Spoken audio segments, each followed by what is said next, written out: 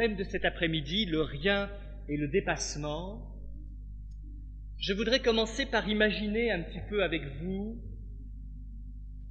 un aspirant à la sagesse, ça existe, un aspirant à la sagesse qui vient se présenter aux portes de certaines voies, V-O-I-E-S.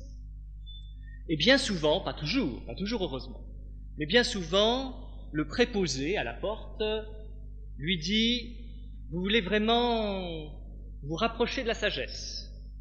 Eh bien voilà, c'est très simple, il faut vous débarrasser de votre pauvre petit moi. » Alors c'est le coup de masse.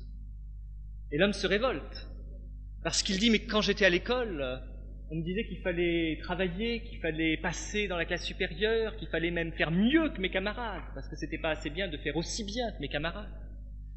Et puis après, à mon adolescence, j'avais des problèmes de personnalité, alors on m'a dit « Il faut que tu aies une personnalité plus forte », alors je me suis forgé une personnalité plus forte. Et puis après, je travaille dans le commerce, et mes supérieurs m'ont dit que j'étais pas assez agressif, que pour réussir dans la vie, il fallait être plus agressif. Alors j'ai réussi comme ça à franchir tous ces degrés, j'ai constitué mon moi, et maintenant que j'arrive vers la deuxième pente de mon existence, où il paraît qu'il faut s'adonner davantage à la vie spirituelle, on me dit que faut tout démolir, faut tout enlever, il faut faire exactement le contraire de tout ce que j'ai fait. Et il y a une révolte chez l'aspirant à la sagesse, qui n'accepte pas, qui se sent floué, puisque finalement, il s'est construit sur ce qui lui est présenté maintenant comme rien, comme n'ayant aucune valeur. Mais il peut y avoir une deuxième réaction chez d'autres aspirants à la sagesse, qui eux pourraient se dire « Ah chic, moi j'ai toujours l'impression d'avoir raté les choses. Et maintenant on me dit que moins je suis, mieux c'est. Plus j'échoue, et mieux je réussirai. Alors tant mieux, je vais enfin trouver une justification, je vais enfin pouvoir légitimer tout ce que j'ai raté dans mon existence. Et je vais utiliser la sagesse pour cautionner tout ce qui n'a pas été construit dans mon identité personnelle. » Voilà les deux réactions qui peuvent se trouver au départ. Mais si on creuse un petit peu chacune d'elles, on verrait qu'elles sont extrêmement paradoxales. Parce que la première, qui consiste à dire « Oh ben non, il faudrait savoir, je garde mon moi », au fond, cette personne, elle ne recherche pas son identité profonde. Parce que le moi qu'elle a constitué, c'est pas tellement le sien. Le problème est là. C'est pas tellement le problème du moi, à ce moment-là, qui est en jeu. C'est le problème de savoir quel est ce moi qui a été constitué. Or, c'est un moi social. Le moi de l'école primaire, le moi du rôle, de la place au milieu des autres adolescents, le moi au milieu des activités professionnelles, c'est un moi social. C'est un moi de conformité. C'est pas le véritable être. Et donc, la première personne qui dit je ne continuerai pas plus loin parce que je tiens à mon moi que j'ai construit, au fond, il dit je ne tiens pas vraiment à me trouver moi-même. Et le deuxième, celui qui est content, celui qui jubile en se disant ça y est, j'ai enfin trouvé une raison à tous mes échecs, eh bien celui-là, contrairement aux apparences, il va chercher à se constituer un moi, et un moi très social. Il va utiliser la spiritualité, il va utiliser la voix pour devenir quelqu'un.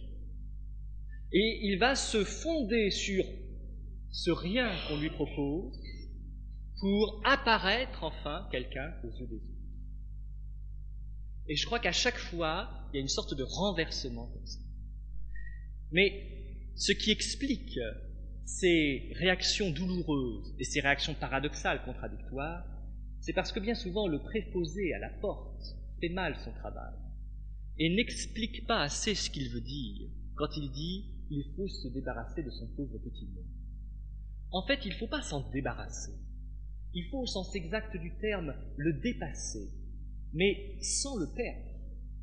Et toute la difficulté est là. Il faut que le moi se mette à l'épreuve du rien, sans pour autant disparaître complètement. Il faut qu'il continue d'une certaine manière d'être lui-même. mais autrement, différemment, sur d'autres plans. Et si on ne fait pas attention à ça, eh bien, on aboutit non seulement à des erreurs, ce qui est encore pas trop grave, mais à des impasses de vie, voire à des vies gâchées. Parce qu'il y a des personnes qui se gâchent des fois à l'existence, comme ça, en s'obligeant à détruire ce qu'il faut justement ne pas détruire, le moi, mais qu'il faut simplement remettre à sa place, remettre dans un ordre intérieur. Et cette erreur vient du fait qu'on ne comprend pas très bien ce que c'est que le rien, ou ce que c'est que l'anéantissement ou la dissolution du moi. On confond un rien systématique, un rien dogmatique, avec le sens du rien. Ce qui est important, c'est le sens du rien. Et par exemple, dans une démarche de recherche sur soi-même, dans un travail psychologique, ce qui est important, c'est d'être capable en même temps de dépasser le plan de la psychologie. C'est ça, passer au rien. C'est s'affronter à ces questions tout en sachant qu'il y a en soi un domaine où ces questions n'ont pas tant d'importance que ça. Ça ne veut pas dire qu'il faut court-circuiter ces questions. Ça ne veut pas dire qu'il ne faut pas essayer de les traiter. Mais il faut savoir qu'elles sont quand même relatives.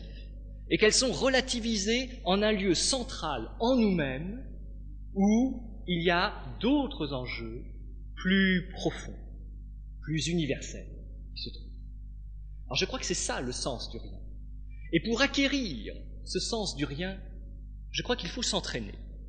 Et alors je proposerai des exemples, ce sont des exemples fables. Et je vous demande surtout de ne pas prendre ces exemples à la lettre, ce qui serait peut-être d'ailleurs à la fois drôle et ennuyeux. Alors ces exemples fables, c'est comment est-ce qu'on s'entraîne au rien. Je crois en se désengageant d'abord, en se désaliénant. Alors on sort des engagements, on sort de l'aliénation, on sort des circuits. Alors je vais donner des exemples pratiques. Je rappelle, ce sont des exemples fables. Nous sommes le 1er mai, vous voyez bien que c'est une fable. Nous sommes le 1er mai et je passe au milieu des vendeurs de muguet. C'est une épreuve difficile, je ne sais pas si vous avez remarqué. Si vous sortez, vous, le 1er mai, mais il faut passer au milieu des vendeurs de muguet. Et alors, on est immédiatement assailli par les vendeurs de muguet. Au début, c'est assez facile. On dit non, non, je ne veux rien, non, non. Et puis, petit à petit, on réfléchit quand même à ça, puis on se dit quand même des gens, pour une fois, ils ne payent pas de taxes, ils ont l'occasion de gagner un petit peu d'argent, qu'est-ce que ça peut me faire de dépenser 5 francs de plus ou 10 francs de plus? Je pourrais bien acheter un petit brin de muguet. Et alors, ça y est, la culpabilité a commencé. Je suis engagé dans le jeu social. Je suis aliéné par une série de pressions. Et c'est là où, si je suis un aspirant à la sagesse, il faut que je tienne bon. Je me dis, tant pis. Je ne m'occupe pas du traitement social ou économique du chômage, et je poursuis ma route. Si je n'ai pas envie, bien sûr, là je parle de ceux qui n'ont pas envie d'acheter du muguet, je ne parle pas de ceux qui ont envie d'acheter. Je suppose que je n'ai pas envie d'en acheter, et à ce moment-là, je dois résister à cette tentation malgré les problèmes socio-économiques. Alors je poursuis ma route, et puis je rencontre, pour mon malheur, un ami spécialiste de l'histoire des problèmes sociaux en France, qui me dit comment tu n'achètes pas de muguet le 1er mai. Le muguet n'a aucune importance, c'est un symbole. J'expliquerai que c'est un symbole par rapport aux luttes où des groupes sociaux ont été engagés, et ça représente des choses importantes, ce qui est vrai, des choses importantes au niveau du monde du travail, ce que je pense vrai aussi. Mais la question c'est de savoir, est-ce qu'au nom de ces choses que je reconnais importantes dans le monde du travail, est-ce qu'au nom de ça je serais quand même obligé aujourd'hui d'acheter un brin de muguet? Et lui me dirait oui. Et si je suis toujours un aspirant fidèle à la sagesse, si je n'ai pas envie, parce que tout est là, si je n'ai pas envie d'acheter le brin de muguet, je devrais lui répondre, eh bien, en dépit de ça, malgré tout, je refuse la pression, et je dis non, je n'achète pas de muguet. Je passe outre le spécialiste de l'histoire socio-économique de la France, et je rencontre un père avec ses enfants qui vendent du muguet. Les enfants, le père est un peu derrière. Les enfants arrivent et proposent un peu de muguet, monsieur. Je dis non. Et puis alors il y a le père qui arrive et qui dit mais monsieur, ce sont des enfants. Et on ne peut pas refuser ça. Ils font pas ça pour l'argent, vous comprenez bien. Alors c'est vrai quoi, ce sont des enfants, on ne va pas leur faire de la peine. Alors, c'est là où la pression devient vraiment difficile. Il faut continuer à dire non. Non, parce qu'il s'agit de rester dans le rien. Il s'agit de rester dans le je ne veux rien. Je n'ai pas envie de ce que me propose ce monde. Je n'en veux pas, j'en ai pas besoin, je ne le désire pas. Alors je reste sur ce rien, sur cette manifestation de ma position. Et puis vers la fin de la journée, alors que je crois rentrer tranquillement chez moi, je suis agressé par la plus terrible des situations de vendeur de muguet. C'est quelqu'un qui arrive et qui dit « Monsieur, c'est mon dernier brin, je brade, 50 centimes. Vous faites une affaire. » Et alors, ma vieille pensée que quand même, là je fais une affaire. Bien sûr, j'en veux pas, j'en ai pas besoin, mais je fais une affaire. Et ce serait bête de passer à côté d'une affaire comme celle-là. Et c'est là où ça va se jouer finalement. C'est dans ces 50 derniers centimes. Est-ce que je vais acheter ? C'est-à-dire, est-ce que je vais me laisser divertir de mon être ? Est-ce que je vais me laisser sortir de ma voie sous prétexte de gagner quelque chose ? Qu'est-ce que j'aurais gagné ? Évidemment, rien. Mais j'aurais dans la tête le fantasme d'avoir gagné quelque chose. Est-ce que je vais me divertir de ça ? Ou est-ce qu'au contraire, je vais passer outre ? Et je crois qu'on trouverait bien là le sens de l'expression « je vais passer mon chemin ». Autrement dit, je vais rester dans mon chemin. Et je n'achèterai pas même pour 50 centimes, même pour 40 centimes, le brin de muguet. Et même s'il me le donne, je ne le prendrai pas parce que je ne le désire pas. Maintenant, si l'année d'après, je désire acheter un brin de muguet, ça change tout. Je crois que ça, c'est un exercice de désengagement. Il y a un deuxième exercice de désengagement qui consiste à se dire cette fois-ci, pour la nuit du jour de l'an, je ne klaxonnerai pas avec les autres à minuit. Et je ne ferai pas la bise aux gens que je ne connais pas.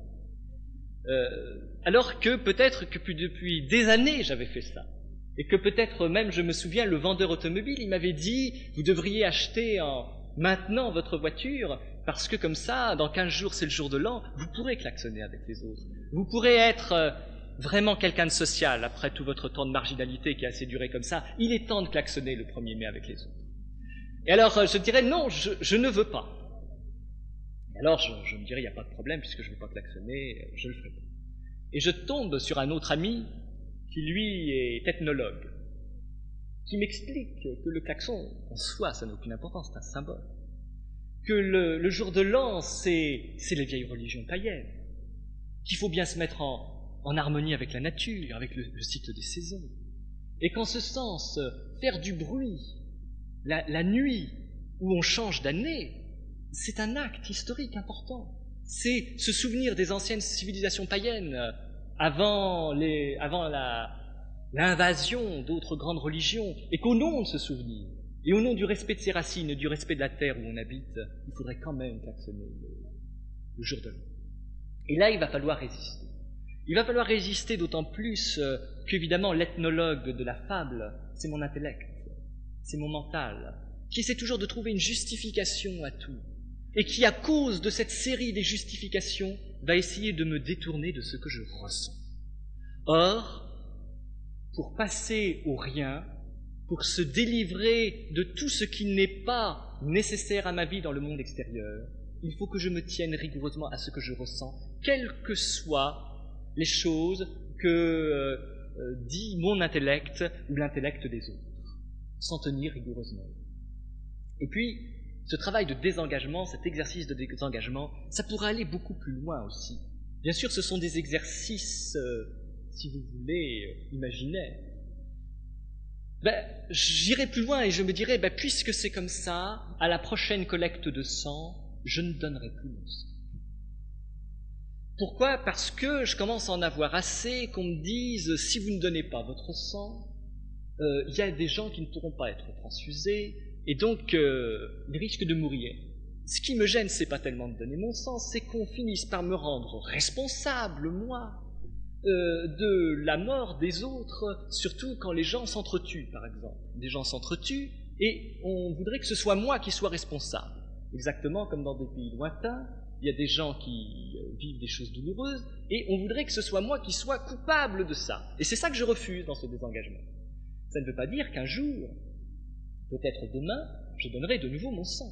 Mais ce sera mon acte à moi, libre, sans aucune pression. et surtout sans aucune culpabilité. Et pour se délivrer de la culpabilité, il faut passer par le rien. Et on verra bien après, peut-être qu'on retrouvera l'acte, mais ce sera notre acte. Ce sera un acte libre, ce sera un acte de don, et non pas un acte d'obligation, un acte de pression. J'évoquais tout à l'heure le mental qui m'empêche très souvent d'atteindre le rien purificateur. Et je donnerai là encore un autre exemple fable, en utilisant un jeu tout à fait imaginaire. C'est les questions qu'on se pose à propos des grands problèmes de l'humanité. Questions le plus souvent, il faut bien se le dire, profondément oiseuses. Par exemple, au début, j'étais pour le progrès. Ce qui entre nous ne veut strictement rien dire. Mais je pensais que j'étais pour le progrès. Et puis après, j'ai bien réfléchi, j'ai écouté ce que des gens ont dit, et je suis allé dans des associations, j'ai bien lu certains bulletins, et je suis devenu contre le progrès.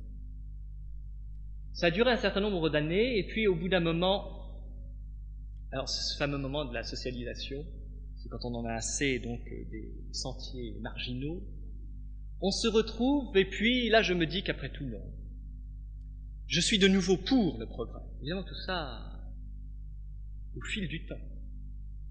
Et puis après mûre réflexion, il y a eu un moment grave dans l'existence, c'est le moment où je ne savais plus si j'étais pour ou si j'étais contre, ce qui entraîne en général une profonde déstabilisation, parce qu'on a tellement l'habitude de savoir exactement ce pourquoi et ce contre quoi on est. Si par malheur, tout à coup, on ne sait plus de quel côté on est, on ne sait plus à quel clan on appartient, à ce moment-là, on est profondément déstabilisé.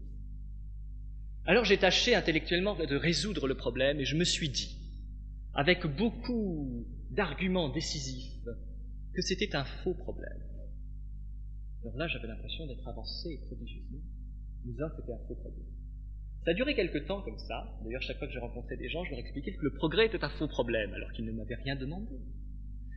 Et puis finalement, au bout de quelques années, je me suis dit, chose que j'ai découverte en buvant à la terrasse d'un café au soleil, quelque chose de rafraîchissant, je me suis dit qu'au fond, ce problème du progrès, ça a été complètement, profondément, que je n'en pensais rien, que je ne voulais rien en penser, et que quoi que j'en pense, de toute façon, ça n'avait aucune incidence réelle sur mon existence. Et depuis ce jour, j'ai fait un pas dans la sagesse, et je me suis approché de la mer de la tranquillité et de la paix intérieure. Ce sont évidemment des exercices et des exemples fables, mais je crois qu'ils peuvent donner de façon concrète, au travers de notre existence, le sens du rien. Je dis bien le sens, le goût du rien. Parce que le rien, c'est un goût. C'est quand on se libère de toutes sortes d'attaches, de toutes sortes de projections, de toutes sortes de valeurs apprises ou subrepticement glissées au travers de la culpabilité. Et finalement, un des thèmes qu'on verra tout à l'heure, c'est une manière de se libérer de tout ce qui est idole. Passer au rien, avoir le goût du rien, c'est se délivrer des idoles. Et c'est partir à la recherche de quelque chose qui n'est pas rien, qui a du sens, qui est essentiel, qui est intérieur, et que je ne peux trouver qu'au plus profond de moi-même. Et pour le trouver, il faut accepter de franchir des étapes, des domaines, des eaux. Il faut accepter de se mettre dans une sorte de traversée. Et c'est cette traversée, et l'existence est tout entière une traversée, qui permet de passer outre des contradictions dans lesquelles je me meurs, de passer outre des dilemmes qui ne sont pas si importants. Et je vais de nouveau donner un exemple un peu caricatural, mais c'est fait exprès. Supposons que je sois dans une pièce pas bien éclairée, que je veuille prendre une photo, et qu'il y a des amis qui eux aussi connaissent un peu la photographie. On va discuter assez longtemps pour savoir quel type de film, de pellicule il faut employer, et quel serait le type d'appareil idéal pour réaliser la photographie. Et comme on ne sera pas d'accord, la discussion va durer très longtemps, et on va vivre des affres, jusqu'à ce que quelqu'un découvre la solution. Il n'y a qu'à ne pas prendre de photographie. Ah oui, mais alors là, est-ce qu'on peut faire ça? Alors on ne peut plus rien faire. Oui, c'est le moment C'est le moment où justement on se libère de quelque chose qui est vécu comme une obligation. Je ne suis pas du tout en train de parler contre la photographie. Mais je crois que si on n'est jamais arrivé à cette idée toute simple qu'il suffirait d'arrêter, eh bien je crois qu'on ne peut pas reprendre librement l'activité.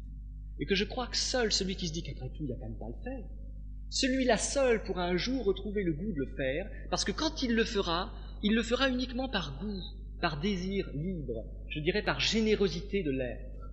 Il ne le fera pas simplement parce que de l'intérieur, il se sent obligé à le faire, comme s'il était aliéné, comme s'il était poussé par quelque chose qui est enfoui dans son inconscient, qu'il ne connaît pas et qu'il ne veut pas chercher à voir. Cette traversée, cette notion de traversée, on la retrouve dans certains récits, et notamment dans certains récits mystiques, passer sur l'autre rive. Et je crois que passer sur l'autre rive, c'est justement une représentation géographique de la transcendance. Et finalement, quand on a le goût du rien, on se rapproche de la transcendance, parce qu'on sait passer de l'autre côté, on sait dépasser les choses, on sait passer outre, on sait passer son chemin, on sait passer au milieu d'eux, au milieu des contradictions, au milieu des vendeurs de muguet et de ceux qui proposent le pouvoir ou la puissance. On sait, comme ça, ne suivre que sa route, et c'est ça la voie, et ainsi, le goût du rien donne le goût de la transcendance. C'est-à-dire que grâce, on va retrouver un petit peu un thème que j'avais abordé dans les premières conférences, c'est que grâce à ce mouvement géographique à l'horizontale, on aura fait un pas à la verticale. Et c'est ça qui est important, c'est que quand on refuse les divers modes de vente du muguet, qu'est-ce qu'on fait? On grimpe l'échelle de la sagesse. On passe d'un plan de réalité à un autre plan de réalité. On gravit l'échelle mystique, mais mine de rien, tranquillement, sans quitter sa ville, sans se départir de sa promenade habituelle. C'est très important parce que le secret est nécessaire à cette promenade mystique. Et c'est ainsi l'art de passer sur l'autre rive, l'art de prendre sa barque dans certains récits et de s'éloigner du premier rivage, c'est quitter le monde apparent pour trouver non pas un monde radicalement ailleurs, mais le monde essentiel, le domaine essentiel, qui est au cœur des choses, mais qui ne se trouve que grâce à une séparation, à un arrachement. Je donnerai encore une image parce que cette idée de la transcendance, elle nous mène tout simplement à réfléchir sur les relations entre l'esprit et la matière. Et si l'esprit veut s'y retrouver, il faut qu'il sache traverser la matière, donc l'accepter, l'intégrer, la traverser, mais ne pas se laisser étouffer en elle, ne pas se laisser arrêter à l'intérieur d'elle. Et l'image que j'emploierai est une image toute simple. Si vous passez quelques jours de vacances à la campagne, dans un hôtel, vous êtes dans une situation d'irresponsabilité totale. Vous n'avez rien à faire qu'à payer à la fin. C'est tout. Payez le prix. Payez l'impôt à la terre, on pourrait dire. Vous êtes un petit peu dans la situation de l'esprit. L'esprit qui passe, qui ne fait pas partie de l'hôtel, qui n'a rien à faire dans l'hôtel, mais qui est l'hôte, au sens exact du terme, de l'hôtel. Et l'esprit se trouve dans cette situation d'être hôte de la matière. Et il faudrait qu'il sache rester là où il est, c'est-à-dire ne pas vouloir donner un coup de main dans les cuisines, ne pas vouloir vérifier si l'organisation du travail est bonne, ne pas vouloir s'occuper des problèmes psychologiques des gens qui tiennent l'hôtel, ne pas faire de réflexion qui tout à coup l'attacherait de trop aux problèmes de gestion de l'hôtel.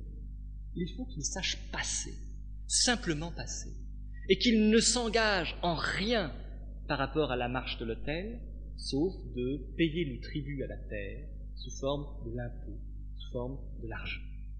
Et je crois que c'est un peu ça, le goût du rien, l'art de passer, l'art d'être hôte au milieu de l'existence et de poursuivre son cheminement spirituel en restant concentré sur l'essentiel, mais tout en s'intégrant, tout en acceptant les réalités ordinaires de l'existence.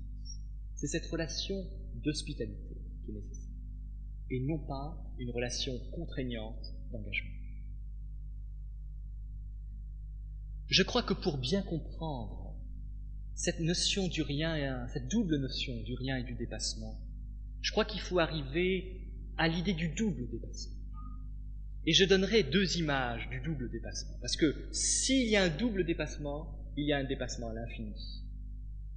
La première image du double dépassement est une image très ordinaire, surtout en période estivale. Ce sont les courses cyclistes. En tête du peloton d'une course cycliste, il y a un relais. C'est jamais toujours le même qui est en tête. Et je crois que c'est une belle image de la sagesse, finalement. C'est jamais une attitude qui doit gouverner notre vie. Ce n'est jamais une pensée, mais une pensée et une attitude qui sait se laisser relayer par une autre pensée, une autre attitude, qui sait se laisser relayer et qui sait laisser repasser la première et ainsi de suite, jusqu'à créer une certaine harmonie où il y a quelque chose de complexe, quelque chose de divers à l'intérieur. Et c'est ça qui est un double dépassement à l'infini et qui est, je crois, la sagesse vivante. Et je vais donner un autre exemple, peut-être moins estival, en tout cas moins ordinaire dans notre société, c'est le fameux sacrifice dit d'Isaac, que nous devrions d'abord surtout appeler le sacrifice d'Abraham. Parce que finalement, Isaac s'en est bien tiré, mais l'épreuve, ça a été l'épreuve pour Abraham. Je rappelle un peu l'histoire. Abraham entend la parole de Dieu qui lui dit, je résume, je ne cite pas exactement, qui lui dit d'aller sacrifier son fils Isaac. Alors Abraham y va pour sacrifier Isaac, et au dernier moment, il y a un ange qui retient sa main et qui lui dit, je traduis bien sûr en langue moderne, et c'est pas ça du tout, surtout fais pas ça. Et je crois qu'après Abraham lève la tête et voit, j'espère que je ne me trompe pas, je crois que c'est un bélier, et il sacrifie le bélier à la place d'Isaac. Si jamais je me suis trompé, j'espère que tout à l'heure, lors de l'échange du débat, vous saurez restaurer la vérité. Alors, je crois que là, on a un exemple très frappant de double dépassement. D'abord, Abraham, c'est un bon père. C'est un papa qui aime son fils Isaac. Et donc, il ne veut pas de mal à son fils. Et c'est quand même quelqu'un qui connaît le sens de la transcendance. Il a une relation à la divinité. Il a une relation à la parole divine. Et il va y avoir tout à coup une opposition majeure entre tout son plan psychologique, affectif, humain, et puis cette exigence intérieure, ce sens terrible de la transcendance. Et il passe au rien. Il se dépouille de son humanité. Il se dépouille de son rôle de père. Il se dépouille de toute son affectivité. Il se dépouille aussi de tout regard social. Et puis, je crois que l'histoire ne dit pas ce que sa femme va dire, s'il craint d'emmener comme ça son fils pour le tuer. Et grâce à ce dépouillement, il va aller dans un lieu à l'écart, dans un lieu sacré, pour sacrifier son fils. C'est-à-dire pour se sacrifier lui-même, pour sacrifier ce qu'il a de plus cher dans l'existence. Et au moment où il est prêt, où il a montré qu'il était prêt à le faire, eh bien, coup de théâtre, deuxième coup de théâtre. La parole divine apparaît de nouveau par l'entremise d'un ange et qui lui dit « Il ne faut pas passer au rien, il faut être capable de passer au rien. Tu as montré que tu étais capable de passer au rien, maintenant il ne faut pas détruire, il ne faut surtout pas détruire. » Et ainsi, Abraham est initié au symbole. Il comprend que le nécessaire, c'est une attitude intérieure et une compréhension symbolique des choses. Mais il s'est d'abord dépouillé de sa première humanité et il est devenu comme rien au regard de l'humanité. Et puis ensuite, il s'est dépouillé d'une première pensée spirituelle. Il s'est dépouillé d'une première interprétation à la lettre de la parole spirituelle. C'est le deuxième dépassement. Et il a retrouvé l'humanité au travers de son fils Isaac. Le tout a quand même coûté la vie au bélier. Mais attention, le bélier n'était pas un bélier par terre. Ce n'était pas un bélier terrestre. C'était un bélier qui est apparu vers le haut, dans les broussailles, pris dans les broussailles. Donc, le bélier, lui aussi, il est du côté du symbole. Alors je crois que c'est très important de comprendre qu'Abraham retrouve l'existence. Il ne détruit pas l'existence. Son moi est préservé. Mais bien sûr, il a été capable de s'en défaire. Mais d'être capable de s'en défaire, cela suffit. Si je suis capable de me défaire de mon moi, si je suis capable de me délivrer de lui, surtout, ça suffit, c'est pas la peine que je m'en défasse. C'est pas la peine que je le détruise. Et c'est en comprenant cette histoire qu'on peut mieux comprendre justement les risques qu'il y a à ne pas comprendre ce que c'est que le sens du rien et à prendre les choses trop à la lettre. Le risque, c'est que des problèmes psychologiques non résolus viennent parasiter la recherche spirituelle. Et celui qui dirait à la place d'Abraham, qui dirait « Oh ben ça fait rien, maintenant qu'on y est, on va le détruire quand même, on va sacrifier Isaac quand même », eh bien c'est celui justement qui resterait prisonnier d'une vieille tendance à l'autodestruction. Et c'est celui qui confondrait le sens du sacrifice avec la tendance à l'autodestruction. Or, la tendance à l'autodestruction, je le rappelle, elle vient d'une intériorisation d'une attitude destructrice d'autrui. Ça veut dire que si je cherche à me détruire, c'est parce qu'un jour dans mon existence, quelqu'un d'autre a voulu me détruire, et que je protège ce quelqu'un d'autre en intériorisant sa volonté, et je fais comme si c'était moi qui voulais me détruire. Et je vais à ce moment-là profiter du thème du sacrifice, profiter du thème spirituel et sacré du sacrifice, pour faire un vieux travail morbide qui est d'aller au bout de mon autodestruction. Et je crois que ça, il faut y faire très très attention, et tout aspirant à la sagesse est invité à bien faire la séparation et à bien discerner ce que c'est que le sacrifice et ce en quoi il n'est surtout pas de l'autodestruction. Il y a comme ça un certain nombre de risques. Un autre risque majeur, c'est le risque de fusion. Le risque de fusion, non pas par rapport à quelqu'un d'autre, mais par rapport au grand tout, par rapport à ce qui serait le vide, et ce qui serait peut-être une mauvaise compréhension de certaines philosophies orientales, de certaines mystiques orientales. Des personnes qui se disent, voilà, il n'y a qu'à dissoudre son moi, on va le fondre, et comme ça on n'existera plus, on ne sera qu'une parcelle infinitésimale du grand tout. Et ce serait la fusion. Alors, de ce qui se passe, je dirais, de l'autre côté de la mort, je n'en dirai rien pour l'instant.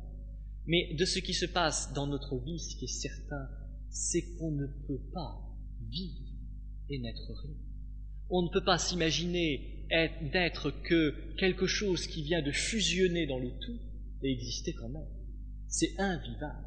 Où on retrouve, là encore, l'autodestruction, où on retrouve d'autres phénomènes de fusion, on pourrait faire des allusions aux conférences d'hier, qui serait une fusion familiale ou une fusion clanique, et j'utiliserais alors la notion du Tao pour simplement justifier mon incapacité à sortir d'un clan familial, et je me libérerais apparemment d'une première fusion à l'intérieur du clan familial pour reconstituer une seconde fusion, mais qui serait tout simplement la première déguisée, qui ne serait qu'une transposition de la première.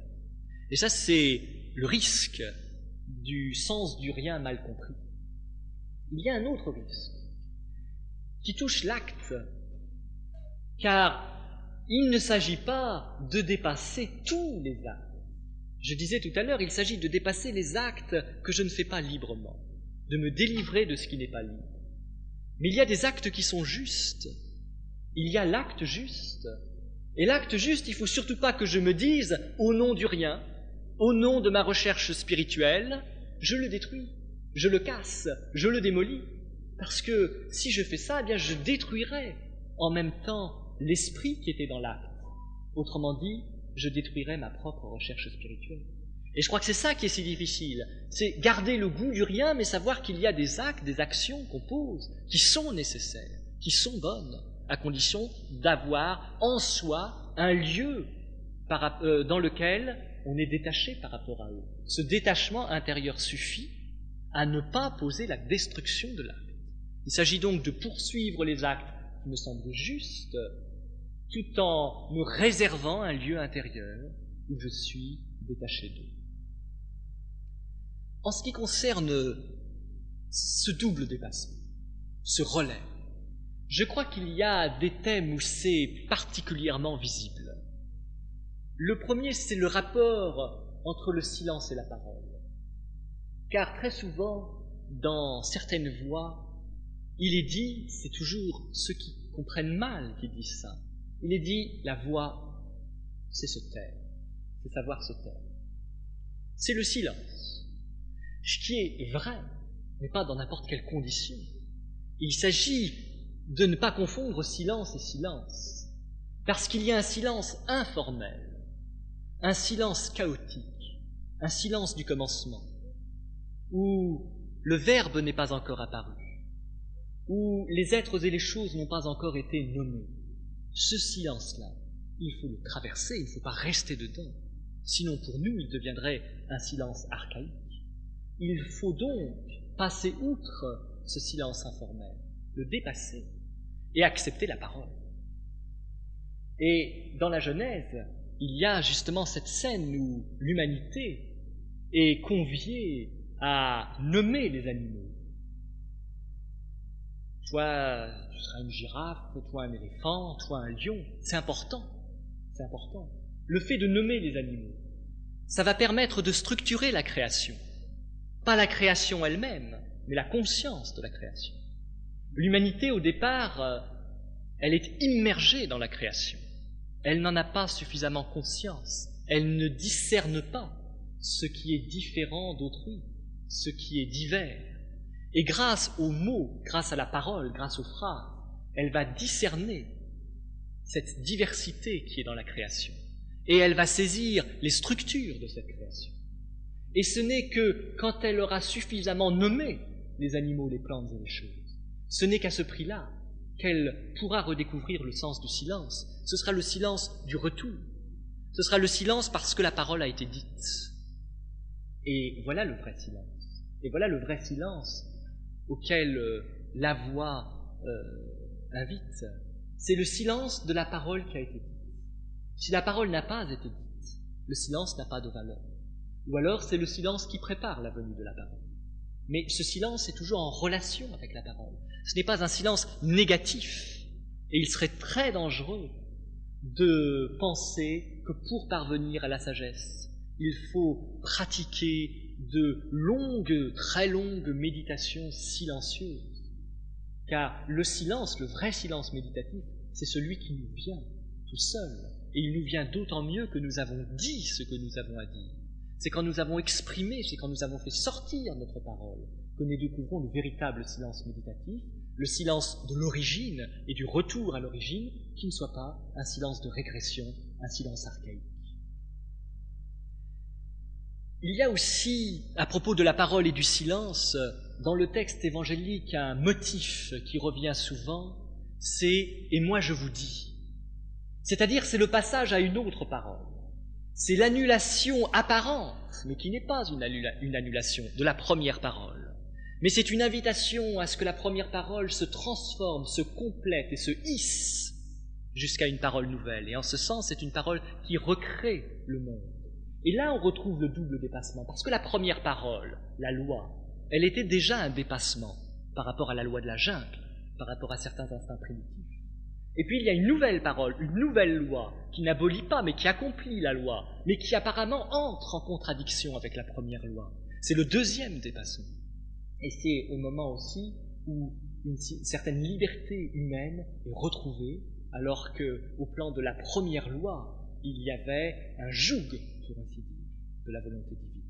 Et là, je crois qu'on retrouve ce relais, ce sens du relais, dans les relations entre le rien et le quelque chose, ou le personne et le quelqu'un. Et les deux autres points où on retrouve ça de façon très forte, c'est ce qui touche au non-savoir et au non-agir. Et en ce qui concerne le non-savoir, on pourrait remarquer d'abord un paradoxe. c'est que les plus chauds partisans du non-savoir, c'est-à-dire les mystiques, eh bien, ils ont, au travers de certaines expériences de leur vie, ils ont, pour ainsi dire, annulé le temps.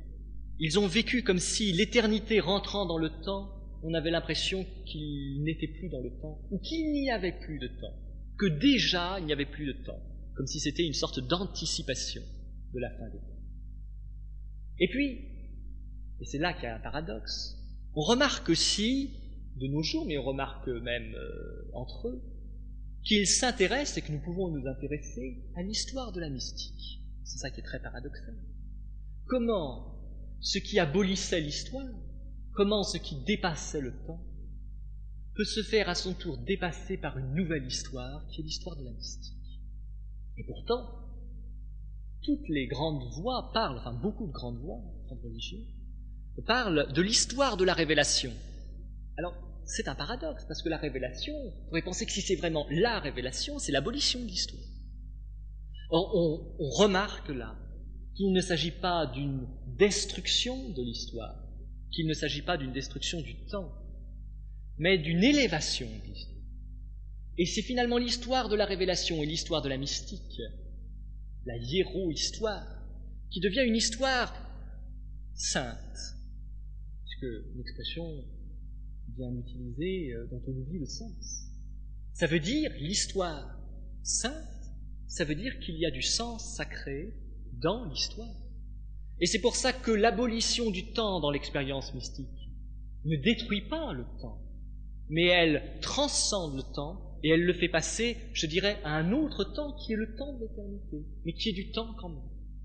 Et cette fois-ci, la contradiction, le choc entre éternité et temps est annulé. Voilà la chose qui est détruite. Ce qui est détruit, c'est ce choc initial, au profit d'une harmonie entre temps et éternité.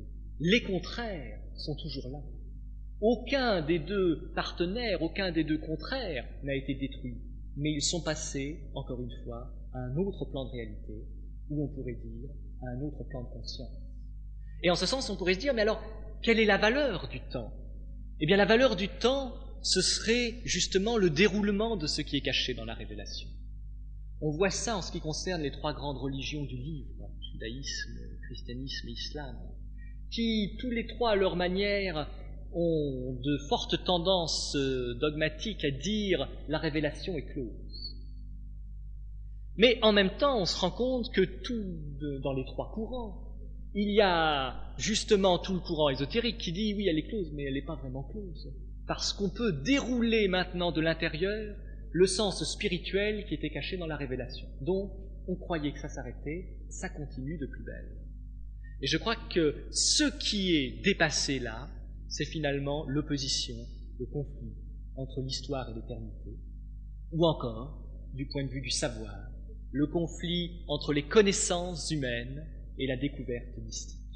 Il y a donc un passage à la mystique qui va permettre de redécouvrir le temps, qui va permettre de redécouvrir la connaissance, parce qu'il ne s'agit pas d'annuler la connaissance et le savoir, mais de fonder la connaissance et le savoir sur quelque chose d'autre qui est de l'ordre de l'expérience.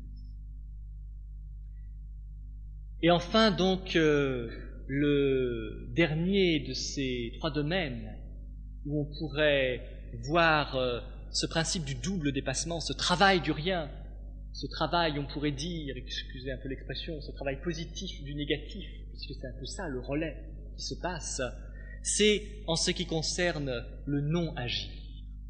Et c'est un peu comme du côté du non-savoir. Il ne s'agit pas de ne plus agir du tout. Encore une fois, je répète, il ne s'agit pas de ne plus acheter de muguet, ni de ne plus klaxonner quand on en a envie la nuit du Nouvel An, ni de ne plus donner son sang, c'est pas ça.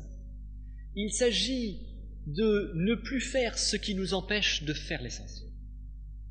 Il s'agit de se libérer de toute action qui nous voile et qui fait obstacle par rapport à notre acte véritable.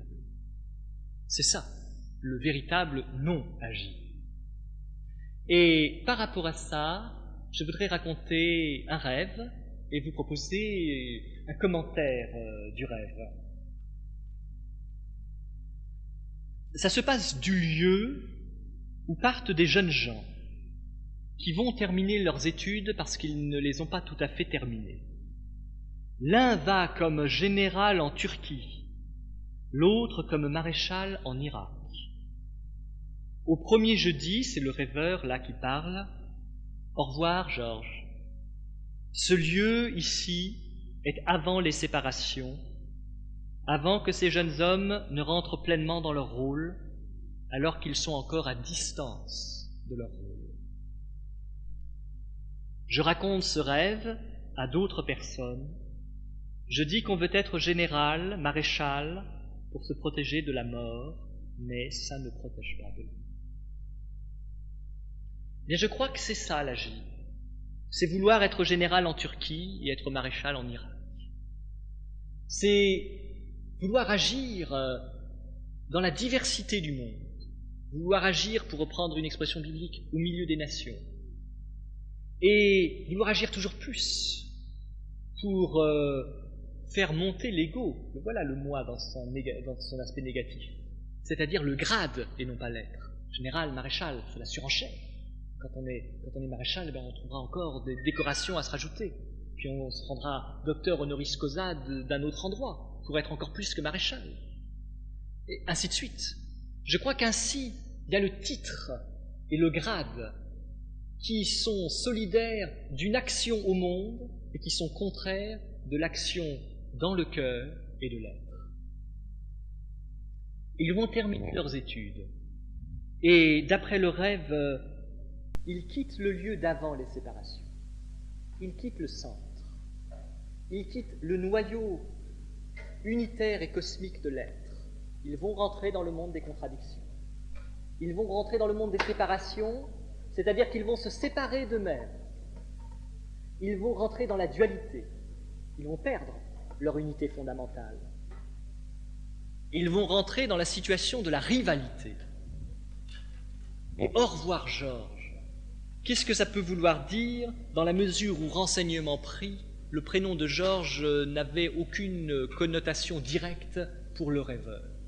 Eh bien, j'ai pensé qu'il y avait peut-être un rapport avec Saint Georges, qui lui aussi, sans être général et maréchal, a quand même à faire avec le combat. Mais justement, qui est Georges?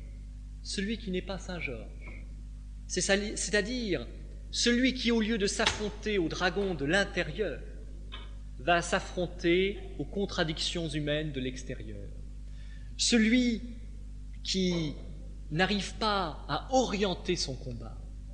Celui qui va perdre son énergie à se battre dans la diversité du monde créé parce qu'il ne sait pas concentrer son énergie pour vaincre une fois pour toutes le dragon intérieur. Et c'est pour ça qu'il y a un au revoir. Mais au revoir, c'est pas adieu. Ça veut dire, quand vous en aurez assez d'être généraux et maréchaux, quand vous serez fatigués de batailler en Irak et en Turquie, à ce moment-là, vous reviendrez. C'est pour ça qu'on vous dit simplement au revoir, parce qu'un jour, vous connaîtrez le goût du retour. Vous reviendrez au centre, vous reviendrez à l'originel. Et il y a quelque chose aussi de remarquable dans le rêve, c'est avant que ces jeunes hommes ne rentrent pleinement dans leur rôle. C'est-à-dire que rentrer dans le monde, c'est rentrer dans un rôle, c'est se prendre au sérieux. Rester au centre, c'est rester dans l'humour. Le sacré sourit. Là où il n'y a pas de sourire, il n'y a pas de sacré. Les gens qui professent de la spiritualité sans être capables d'en sourire, en prenant ça toujours comme une chose très très au sérieux, eh bien c'est pas sérieux. C'est surtout pas sérieux. Parce qu'ils sont dans un rôle de sacré. Ils ne sont pas dans l'être. Car l'être, parce qu'il se dépasse tout le temps lui-même, et comme en même temps il ne doit jamais se perdre lui-même, il est d'une certaine manière condamné à sourire de lui. Parce que sourire de soi, c'est une façon de rester soi, tout en prenant toute la distance nécessaire, mais sans jamais se perdre, et sans se prendre au sérieux, etc.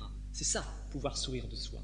Et être dans le rôle social, d'une certaine manière, c'est perdre l'être. Alors on pourrait dire, mais quand ils reviendront de la Turquie et de l'Irak, quand ils ne seront plus généraux ou maréchaux, quand ils prendront leur retraite, alors où est-ce qu'ils vont aller? Qu'est-ce qu'ils vont faire? Eh bien, après réflexion et interprétation, et si on regarde un atlas, on se rendrait compte de la relation particulière qu'il y a entre la Turquie et l'Irak, d'une certaine manière, surtout si on pense à la notion, enfin au nom de Georges et de Saint-Georges. C'est que la Turquie et l'Irak sont placés de part et d'autre du pays qui représente peut-être dans l'inconscient de cette personne le centre, c'est-à-dire Israël. Et donc aller en Irak et en Turquie, c'est sortir de la Terre Sainte, qui est le non-agir. Évidemment, ici, je suis dans un Israël symbolique. Et lorsqu'on sort du non-agir, eh bien, on se retrouve dans ces nations, ces grandes nations voisines, les puissances voisines, pour qu'on devienne des puissants, mais on aura quitté le centre psychique, c'est-à-dire l'Israël spirituel à l'intérieur de chaque être. Évidemment, tout ça est symbolique et ça a un trait à l'inconscient de la personne qui rêve. J'imagine que si un mystique qui habite l'Irak faisait un rêve, sa géographie serait très sensiblement différente et ce serait tout à fait naturel. Donc là, je relativise évidemment. Mais je crois que c'est important de remarquer ça, parce que ça veut dire que le lieu de retrait est préparé. Ça veut dire que le lieu de retrait n'est pas un non-lieu, ce n'est pas du vide, ce n'est pas vraiment du rien. C'est le lieu simplement qui n'est plus le lieu du monde. C'est le lieu à l'intérieur de soi où on se sépare des enjeux et des engagements du monde. Et c'est le lieu où on passe de Georges à Saint-Georges, c'est-à-dire où on concentre l'énergie sur le combat intérieur. Et je terminerai précisément sur les enjeux. Et c'est la fin du rêve. Car après le rêve, la personne, toujours dans le rêve, le raconte, ce qui est classique dans un certain nombre de rêves. C'est-à-dire que dès l'expérience onirique, il y a déjà le travail du sens, il y a déjà la recherche de la compréhension. Pourquoi veut-on être général et maréchal? Pourquoi se prend-on au sérieux? Pourquoi se couvre-t-on de titres et de gloire? Pour échapper à la mort. Et la morale du rêve, c'est ça ne protège pas de la mort. Conclusion logique, qu'est-ce qui protège de la mort? Surtout ne pas être général ni maréchal. Qu'est-ce qui protège de la mort? Surtout ne pas aller se battre dans le monde, ne vouloir convaincre personne, ne vouloir défendre aucune cause, se faire petit, mais pas plus petit que soi, se faire aussi petit que soi, se concentrer sur le noyau de son être, c'est-à-dire ne pas laisser prise à la mort. Et à ce moment-là, la mort, on pourrait dire, c'est ce qui va chercher là où elle a prise. Mais quand l'être rentre en lui-même, lorsqu'il se retrouve lui-même, il ne laisse plus de prise à la mort. Et en ce sens, le retour à l'intérieur, le double dépassement, ce goût du rien qui est en même temps l'art de se préserver en tant qu'être et de préserver son pauvre petit moi, mais de le rendre suffisamment petit pour être comme un noyau, eh bien grâce à ça, c'est déjà une victoire sur la mort. Et ce rien-là qui est quelque chose, c'est déjà une première renaissance, un premier franchissement des zones de la mort. Je vous propose maintenant qu'on en parle de façon plus diversifiée.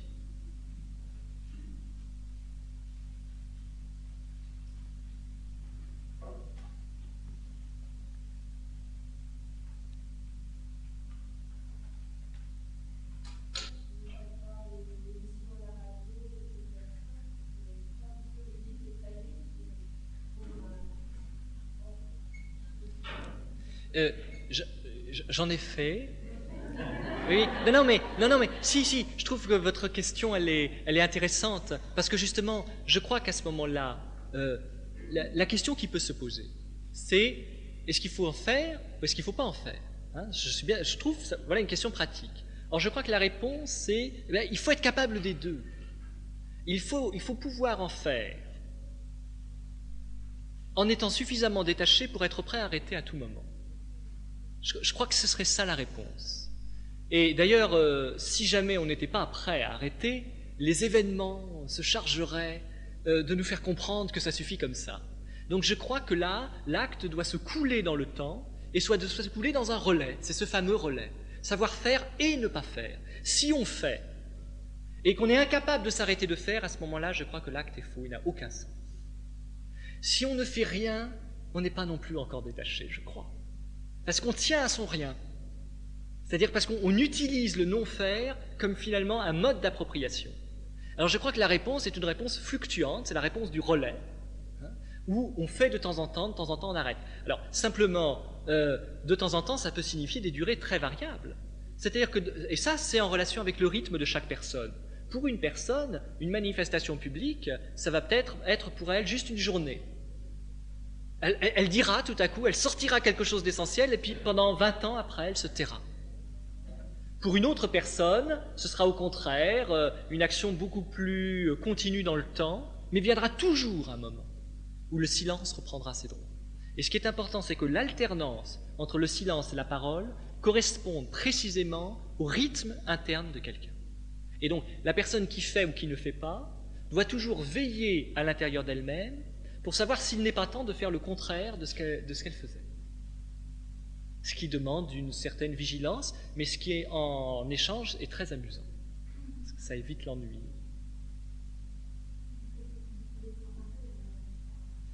Je ne pense pas que ce soit se contrôler, je pense que c'est être attentif plutôt que se contrôler. C'est-à-dire que même si on ne se contrôle pas, du moment qu'on garde une certaine vigilance, mais que ce n'est pas un contrôle, et c'est cette vigilance, cette attention qui nous permet de voir des signes, soit des signes intérieurs, soit des signes extérieurs, qui nous disent que maintenant il faudrait peut-être passer à quelque chose d'autre, qu'il est temps. Et on peut remarquer quand même que dans l'expérience d'Abraham, c'est une épreuve très ouvertement mystique. C'est vraiment au travers de la relation mystique que l'épreuve lui est demandée. Alors que des fois, pour d'autres personnes, l'épreuve se joue au travers de choses apparemment, non mystiques. Apparemment. Tandis que là, il y a quelque chose d'extrêmement clair. Je ne veux pas dire pour ça que c'est plus facile ou plus difficile. Il y a peut-être quelque chose de plus terrible, en tout cas. Je vois, c'est plus difficile, mais c'est plus terrible dans la mesure où c'est l'épreuve de force, on pourrait dire, entre humanité et divinité qui se joue. Alors, on pourrait évidemment pousser plus loin la réflexion et se dire, est-ce que c'est une épreuve à l'intérieur même du plan de la divinité?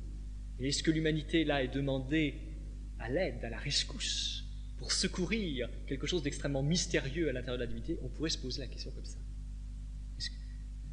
Est-ce qu'Abraham ne vient pas aider quelque chose? En ce qui concerne la valeur de ce qui a été fait, je crois, et on retrouverait là un peu la question de tout à l'heure, je crois que ce qui enlève de la valeur, c'est quand on s'attache absolument à ce qu'on a fait.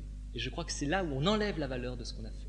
Et c'est au contraire, quand on est capable de dépasser ce qu'on a fait, je crois que là, on met en valeur ce qu'on a fait. Au départ, ce n'est pas toujours facile, mais que quand on a commencé, enfin ce que j'ai dit tout à l'heure, à un moment c'est très amusant finalement, c'est très libérateur.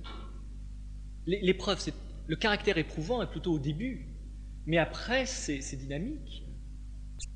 Il suffit d'avoir tout le temps un passeport non périmé, et comme ça on est toujours prêt à changer, à bouger. Mais moi je crois que ça me semble majeur, il passe. Parce que c'est justement le seul mode pour l'éternité d'exister au milieu du temps et de l'espace, c'est de passer. Parce que si l'éternité reste quelque part au milieu du temps et de l'espace, elle cesse d'être l'éternité.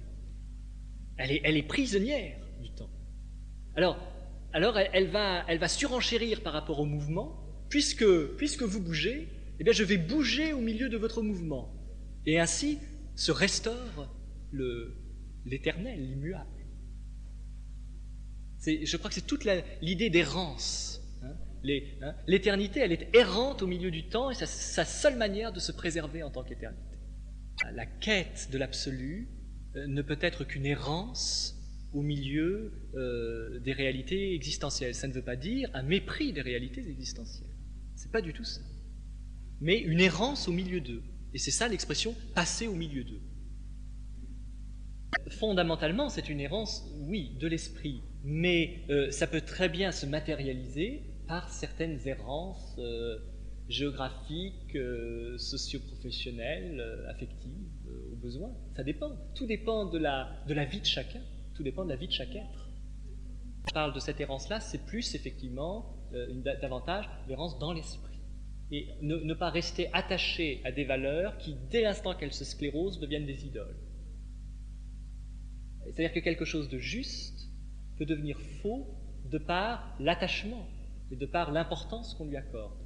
Et en ce sens, il faut être errant par rapport aux intérêts, par rapport aux pensées, par rapport aux idées. Un thème qui va avec l'errance, c'est la mendicité. Et c'est vrai aussi que l'esprit est mendiant. C'est le thème du mendiant. C'est-à-dire que comme il n'exige pas, et comme il ne veut surtout pas contraindre, obliger, eh bien il prend le contre-pied de la contrainte et il se fait comme celui qui mendie. C'est-à-dire que ce qu'il demande, il le demande sans aucune force, sans aucune volonté de puissance. Et il laisse entière la liberté humaine. Le thème de l'errance, je redis, parce que des fois, les questions de voix, lorsqu'on est tourné d'un certain côté, le thème de l'errance au plan spirituel correspond au travail de deuil sur le plan psychologique. Et c'est là où le travail psychologique peut être une excellente initiation spirituelle, à condition de pouvoir, toujours pareil, dépasser le plan psychologique à certains moments. Il y a l'arrachement au départ, où il y a souffrance, après il y a un dynamisme de l'errance. Ce qui fait que la souffrance... Ils vont terminer leurs études. Et d'après le rêve, ils quittent le lieu d'avant les séparations. Ils quittent le centre. Ils quittent le noyau unitaire et cosmique de l'être. Ils vont rentrer dans le monde des contradictions. Ils vont rentrer dans le monde des séparations, c'est-à-dire qu'ils vont se séparer d'eux-mêmes. Ils vont rentrer dans la dualité. Ils vont perdre leur unité fondamentale. Ils vont rentrer dans la situation de la rivalité. Et au revoir, Georges. Qu'est-ce que ça peut vouloir dire dans la mesure où, renseignement pris, le prénom de Georges n'avait aucune connotation directe pour le rêveur? Eh bien, j'ai pensé qu'il y avait peut-être un rapport avec Saint Georges, qui lui aussi, sans être général et maréchal, a quand même à voir à faire avec le combat. Mais justement, qui est Georges? Celui qui n'est pas Saint Georges. C'est-à-dire celui qui, au lieu de s'affronter au dragon de l'intérieur, va s'affronter aux contradictions humaines de l'extérieur. Celui qui n'arrive pas à orienter son combat. Celui qui va perdre son énergie à se battre dans la diversité du monde créé parce qu'il ne sait pas concentrer son énergie pour vaincre une fois pour toutes le dragon intérieur. Et c'est pour ça qu'il y a un au revoir. Mais au revoir, c'est pas adieu. Ça veut dire, quand vous en aurez assez d'être généraux et maréchaux, quand vous serez fatigués de batailler en Irak et en Turquie, à ce moment-là, vous reviendrez. C'est pour ça qu'on vous dit simplement au revoir, parce qu'un jour, vous connaîtrez le goût du retour. Vous reviendrez au centre, vous reviendrez à l'originel. Et il y a quelque chose aussi de remarquable dans le rêve, c'est avant que ces jeunes hommes ne rentrent pleinement dans leur rôle. C'est-à-dire que rentrer dans le monde, c'est rentrer dans un rôle, c'est se prendre au sérieux. Rester au centre, c'est rester dans l'humour. Le sacré sourit. Là où il n'y a pas de sourire, il n'y a pas de sacré. Les gens qui professent de la spiritualité sans être capables d'en sourire, en prenant ça toujours comme une chose très très au sérieux, eh bien c'est pas sérieux. C'est surtout pas sérieux. Parce qu'ils sont dans un rôle de sacré. Ils ne sont pas dans l'être. Car l'être, parce qu'il se dépasse tout le temps lui-même, et comme en même temps il ne doit jamais se perdre lui-même, il est d'une certaine manière condamné à sourire de lui. Parce que sourire de soi, c'est une façon de rester soi, tout en prenant toute la distance nécessaire, mais sans jamais se perdre, et sans se prendre au sérieux, etc. C'est ça, pouvoir sourire de soi. Et être dans le rôle social, d'une certaine manière, c'est perdre l'être. Alors on pourrait dire, mais quand ils reviendront de la Turquie et de l'Irak, quand ils ne seront plus généraux ou maréchaux, quand ils prendront leur retraite, alors où est-ce qu'ils vont aller? Qu'est-ce qu'ils vont faire? Eh bien, après réflexion et interprétation, et si on regarde un atlas, on se rendrait compte de la relation particulière qu'il y a entre la Turquie et l'Irak, d'une certaine manière, surtout si on pense à la notion, au nom de Georges et de Saint Georges. C'est qu'ils sont la Turquie et l'Irak sont placés de part et d'autre du pays qui représente peut-être dans l'inconscient de cette personne le centre, c'est-à-dire Israël. Et donc aller en Irak et en Turquie, c'est sortir de la Terre Sainte, qui est le non-agi. Évidemment, ici, je suis dans un Israël symbolique. Et lorsqu'on sort du non-agir, eh bien, on se retrouve dans ces nations, ces grandes nations voisines, les puissances voisines, pour qu'on devienne des puissants, mais on aura quitté le centre psychique, c'est-à-dire l'Israël spirituel à l'intérieur de chaque être. Évidemment, tout ça est symbolique et ça a trait à l'inconscient de la personne qui rêve. J'imagine que si un mystique qui habite l'Irak faisait un rêve, sa géographie serait très sensiblement différente et ce serait tout à fait naturel. Donc là, je relativise évidemment. Mais je crois que c'est important de remarquer ça, parce que ça veut dire que le lieu de retrait est préparé. Ça veut dire que le lieu de retrait n'est pas un non-lieu, ce n'est pas du vide, ce n'est pas vraiment du rien. C'est le lieu simplement qui n'est plus le lieu du monde. C'est le lieu à l'intérieur de soi où on se sépare des enjeux et des engagements du monde. Et c'est le lieu où on passe de Georges à Saint-Georges, c'est-à-dire où on concentre l'énergie sur le combat intérieur. Et je terminerai précisément sur les enjeux. Et c'est la fin du rêve. Car après le rêve, la personne, toujours dans le rêve, le raconte, ce qui est classique dans un certain nombre de rêves. C'est-à-dire que dès l'expérience onirique, il y a déjà le travail du sens, il y a déjà la recherche de la compréhension. Pourquoi veut-on être général et maréchal? Pourquoi se prend-on au sérieux? Pourquoi se couvre-t-on de titres et de gloire? Pour échapper à la mort. Et la morale du rêve, c'est ça ne protège pas de la mort. Conclusion logique, qu'est-ce qui protège de la mort? Surtout ne pas être général ni maréchal. Qu'est-ce qui protège de la mort? Surtout ne pas aller se battre dans le monde, ne vouloir convaincre personne, ne vouloir défendre aucune cause, se faire petit, mais pas plus petit que soi, se faire aussi petit que soi, se concentrer sur le noyau de son être, c'est-à-dire ne pas laisser prise à la mort. Et à ce moment-là, la mort, on pourrait dire, c'est ce qui va chercher là où elle a prise. Mais quand l'être rentre en lui-même, lorsqu'il se retrouve lui-même, il ne laisse plus de prise à la mort. Et en ce sens, le retour à l'intérieur, le double dépassement, ce goût du rien qui est en même temps l'art de se préserver en tant qu'être et de préserver son pauvre petit moi, mais de le rendre suffisamment petit pour être comme un noyau, eh bien grâce à ça, c'est déjà une victoire sur la mort.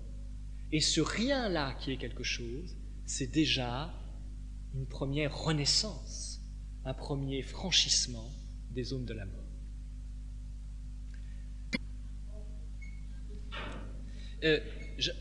J'en ai fait. Oui, non, mais, si, je trouve que votre question, elle est intéressante, parce que justement, je crois qu'à ce moment-là, la question qui peut se poser, c'est est-ce qu'il faut en faire ou est-ce qu'il ne faut pas en faire, hein? Je trouve ça, voilà une question pratique. Or, je crois que la réponse, c'est il faut être capable des deux. Il faut pouvoir en faire en étant suffisamment détaché pour être prêt à arrêter à tout moment. Je crois que ce serait ça la réponse. Et d'ailleurs, si jamais on n'était pas prêt à arrêter, les événements se chargeraient de nous faire comprendre que ça suffit comme ça. Donc je crois que là, l'acte doit se couler dans le temps et soit de se couler dans un relais. C'est ce fameux relais. Savoir faire et ne pas faire. Si on fait et qu'on est incapable de s'arrêter de faire, à ce moment-là, je crois que l'acte est faux, il n'a aucun sens. Si on ne fait rien, on n'est pas non plus encore détaché, je crois. Parce qu'on tient à son rien. C'est-à-dire parce qu'on utilise le non-faire comme finalement un mode d'appropriation. Alors je crois que la réponse est une réponse fluctuante, c'est la réponse du relais, hein, où on fait de temps en temps on arrête. Alors simplement, de temps en temps, ça peut signifier des durées très variables. C'est-à-dire que, et ça c'est en relation avec le rythme de chaque personne. Pour une personne, une manifestation publique, ça va peut-être être pour elle juste une journée. Elle dira tout à coup, elle sortira quelque chose d'essentiel et puis pendant 20 ans après, elle se taira. Pour une autre personne, ce sera au contraire une action beaucoup plus continue dans le temps, mais viendra toujours un moment où le silence reprendra ses droits. Et ce qui est important, c'est que l'alternance entre le silence et la parole corresponde précisément au rythme interne de quelqu'un. Et donc, la personne qui fait ou qui ne fait pas doit toujours veiller à l'intérieur d'elle-même pour savoir s'il n'est pas temps de faire le contraire de ce qu'elle faisait. Ce qui demande une certaine vigilance, mais ce qui est en échange est très amusant. Parce que ça évite l'ennui.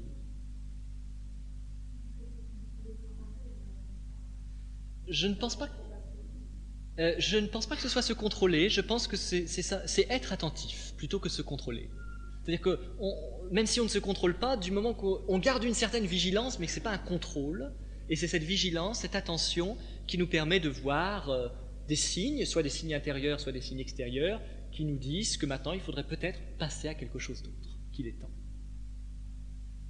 Et on peut remarquer quand même que dans l'expérience d'Abraham, c'est une épreuve très ouvertement mystique. C'est vraiment au travers de la relation mystique que l'épreuve lui est demandée. Alors que des fois, pour d'autres personnes, l'épreuve se joue au travers de choses apparemment, non mystiques. Apparemment. Tandis que là, il y a quelque chose d'extrêmement clair. Je ne veux pas dire pour ça que c'est plus facile ou plus difficile. Il y a peut-être quelque chose de plus terrible, en tout cas. Je vois, c'est plus difficile, mais c'est plus terrible dans la mesure où c'est l'épreuve de force, on pourrait dire, entre humanité et divinité qui se joue. Alors, on pourrait évidemment pousser plus loin la réflexion et se dire, est-ce que c'est une épreuve à l'intérieur même du plan de la divinité? Et est-ce que l'humanité, là, est demandée à l'aide, à la rescousse, pour secourir quelque chose d'extrêmement mystérieux à l'intérieur de la divinité? On pourrait se poser la question comme ça. Est-ce qu'Abraham ne vient pas aider quelque chose? En ce qui concerne la valeur de ce qui a été fait, je crois, et on retrouverait là un peu la question de tout à l'heure, je crois que ce qui enlève de la valeur, c'est quand on s'attache absolument à ce qu'on a fait. Et je crois que c'est là où on enlève la valeur de ce qu'on a fait. Et c'est au contraire, quand on est capable de dépasser ce qu'on a fait, je crois que là, on met en valeur ce qu'on a fait. Je pense qu'au départ, ce n'est pas toujours facile, mais que quand on a commencé, enfin ce que j'ai dit tout à l'heure, à un moment c'est très amusant finalement, c'est très libérateur. L'épreuve, le caractère éprouvant est plutôt au début, mais après c'est dynamique. Donc, ça me semble majeur, il passe. Parce que c'est justement le seul mode pour l'éternité d'exister au milieu du temps et de l'espace, c'est de passer. Parce que si l'éternité reste quelque part au milieu du temps et de l'espace, elle cesse d'être l'éternité. Elle est prisonnière du temps. Alors elle va surenchérir par rapport au mouvement, puisque vous bougez, eh bien je vais bouger au milieu de votre mouvement. Et ainsi se restaure l'éternel, l'immuable. Je crois que c'est toute l'idée d'errance. L'éternité, elle est errante au milieu du temps, et c'est sa seule manière de se préserver en tant qu'éternité. La quête de l'absolu ne peut être qu'une errance au milieu des réalités existentielles. Ça ne veut pas dire un mépris des réalités existentielles. C'est pas du tout ça. Mais une errance au milieu d'eux. Et c'est ça l'expression « passer au milieu d'eux ». Fondamentalement, c'est une errance, oui, de l'esprit, mais ça peut très bien se matérialiser par certaines errances géographiques, socio-professionnelles, affectives, au besoin. Ça dépend. Tout dépend de la vie de chacun. Tout dépend de la vie de chaque être. Je crois qu'à ce plan-là, quand on parle de cette errance-là, c'est plus effectivement davantage l'errance dans l'esprit. Et ne pas rester attaché à des valeurs qui, dès l'instant qu'elles se sclérosent, deviennent des idoles. C'est-à-dire que quelque chose de juste peut devenir faux de par l'attachement et de par l'importance qu'on lui accorde. Et en ce sens, il faut être errant par rapport aux intérêts, par rapport aux pensées, par rapport aux idées. Le thème qui va avec l'errance, c'est la mendicité. Et c'est vrai aussi que l'esprit est mendiant. Et le thème du mendiant, c'est-à-dire que comme il n'exige pas, et comme il ne veut surtout pas contraindre, obliger, eh bien il prend le contre-pied de la contrainte, et il se fait comme celui qui mendie. C'est-à-dire que ce qu'il demande, il le demande sans aucune force, sans aucune volonté de puissance. Et il laisse entière la liberté humaine. l'errance, je redis, parce que des fois, les questions de voix, lorsqu'on est tourné d'un certain côté, le thème de l'errance au plan spirituel correspond au travail de deuil sur le plan psychologique, tout à fait.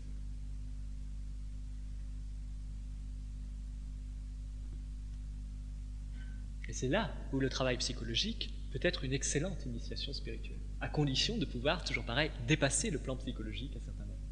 Oui, c'est ça. Il y a l'arrachement au départ où il y a souffrance, après il y a un dynamisme de l'errance. Ce qui fait que la souffrance est moindre après. Oui. Au départ, oui. Au départ, oui.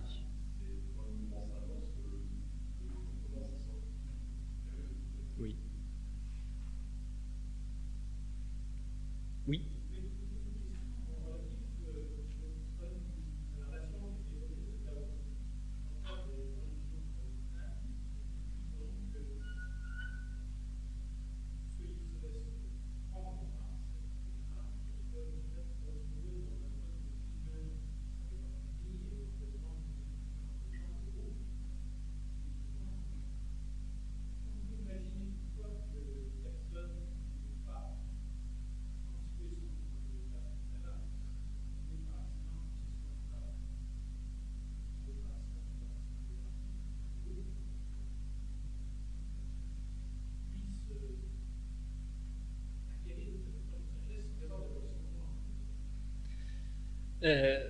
Enfin, il n'y a pas d'ordre chronologique absolu. Donc, je crois qu'elle le peut à condition que dans ce groupe-là, on ne s'ingénie pas à détruire le moi. Si c'est simplement l'art et la manière de faire un peu plus vite ce qu'il aurait peut-être mieux fallu faire après, ça ne me semble pas gênant, du moment qu'il y a un travail de rattrapage qui puisse se faire après sur la constitution du moi. Mais évidemment, le gros risque, c'est qu'en fait, il y ait déstructuration du moi. Destruction du moi. Par méconnaissance, par simple méconnaissance.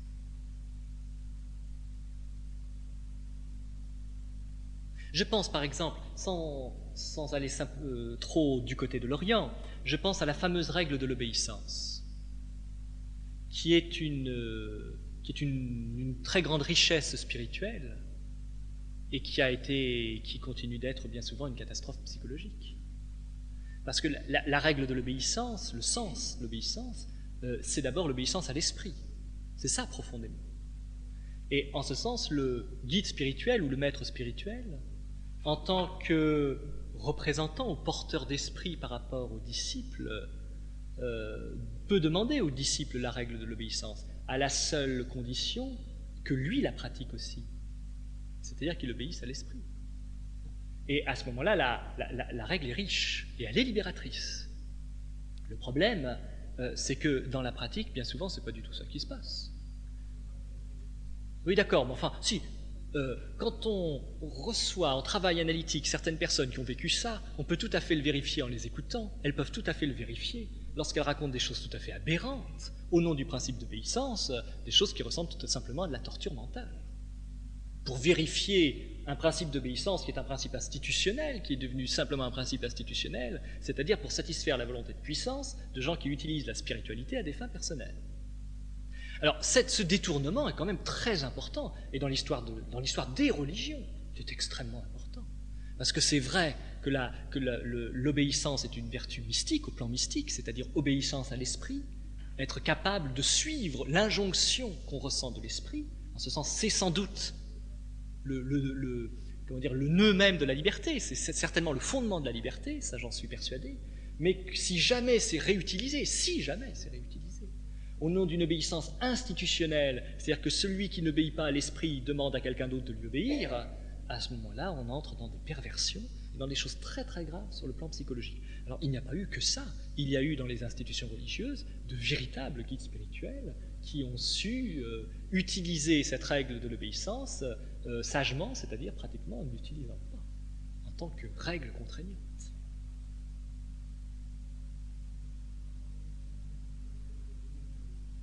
Ah non,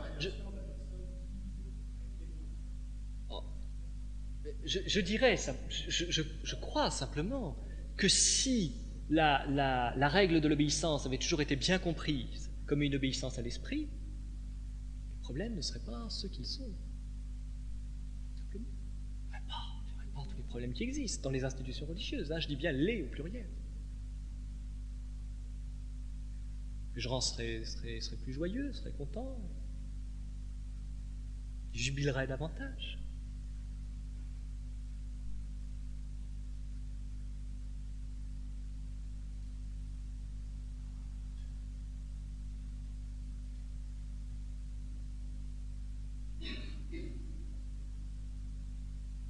Mais là, on retrouverait le double dépassement. Parce que l'obéissance, au fond, c'est ça, c'est le dépassement du moi et d'une première conscience humaine, capacité donc d'écouter l'injonction de l'esprit. Et puis après, il faut quand même passer à un deuxième dépassement, parce que sinon, on va mélanger cette obéissance mystique avec la servilité ou la peur de l'autorité, enfin, des choses comme ça. Donc il faut dépasser l'image extérieure de l'obéissance.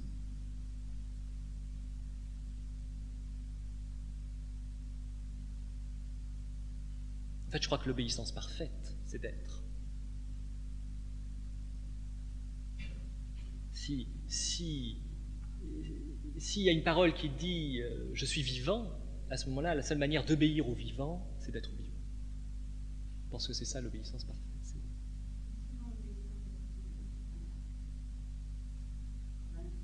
Oui, oui. C'est ça, c'est ça. Et là, je pense que c'est un détournement. C'est un détournement.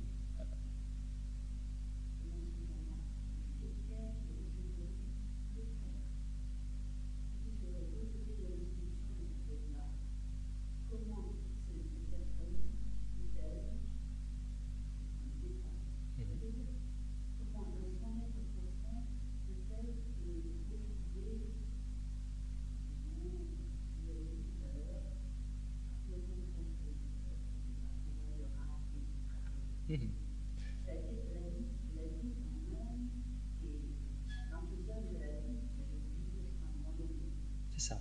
Alors, je crois que si une personne comme ça est exclue parce qu'elle n'a pas obéi ou parce qu'elle a désobéi, je crois que dans un premier temps, il faut qu'elle se délivre de la culpabilité et de cette confusion, justement, entre l'obéissance mystique et l'obéissance institutionnelle.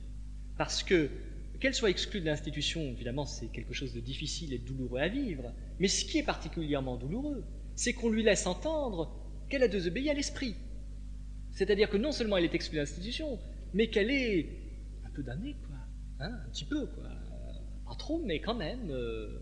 Alors, c'est-à-dire qu'on la poursuit, c'est pas une exclusion un jour, au jour de l'exclusion, c'est une exclusion qui continue.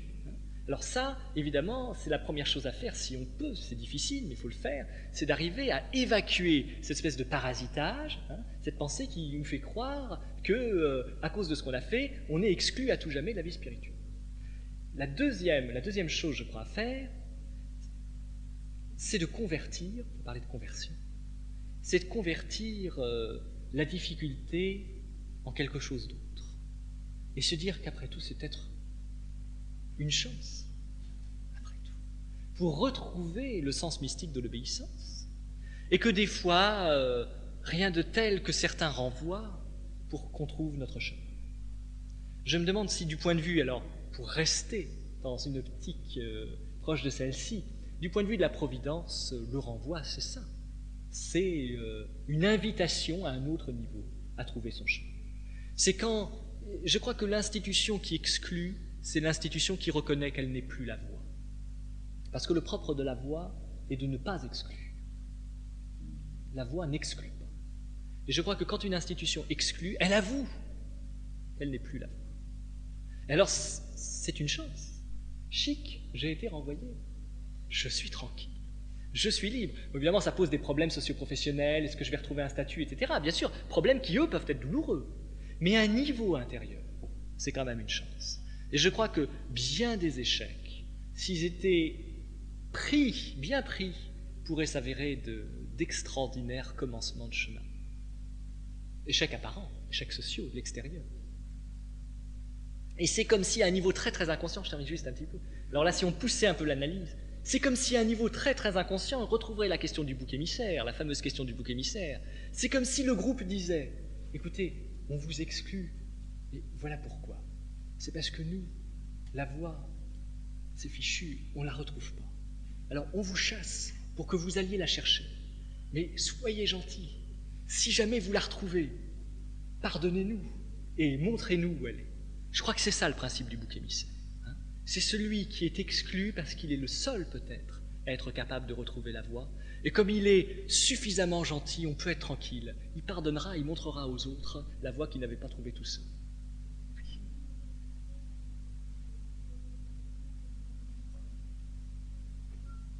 C'est là, pardon?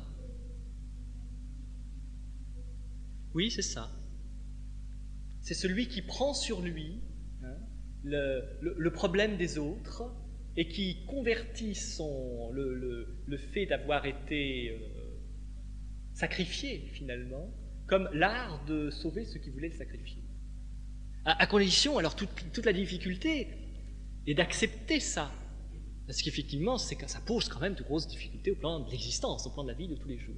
Mais je crois qu'une fois qu'on a saisi ça, je dirais pas qu'à la limite on pourrait faire un peu de provocation en revenant dire merci ou en envoyant un petit cadeau en disant écoutez, vraiment, j'espère que vous serez vous aussi un jour exclus, parce que je vous assure que c'est très libérateur. Mais sans aller jusque-là, je crois quand même je crois que c'est pas pour rien que cette question de l'exclusion est au centre de l'histoire mystique au travers du bouc émissaire. Je crois que c'est pas anodin, c'est vraiment quelque chose de fondamental. Alors, tout à l'heure, je vais poser une question.